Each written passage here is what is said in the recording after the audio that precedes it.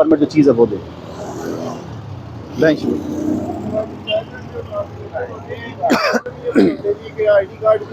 ये जानबूझ के या तो देते नहीं है, और पहली बात इनके पास होते भी नहीं है। जी सर, ये भी ओवरलोडिंग है। क्या हो गया? आपके पास लाइसेंस है? कोई कागज है आपके पास? ID card, copy, permit, license है, लेकिन गाड़ी पे घर किधर है आपका? घर से अभी मंगवा लें आप, कागज मंगवा लें, तो गाड़ी बंद होगी आपकी। फिटनेस भी बल्कि ले आए आपकी गाड़ी की जो है ना। लेट है, कितना लेट है? इतना 4 साल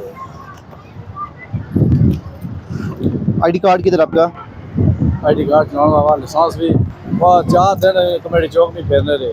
आज अच्छे कल अच्छे, आज अच्छे कल अच्छे, कल गया था है वो 4 दिन से आपको फेर रहे हैं, 4 साल का परमिट लेट है, वो किसने फेरा आपको?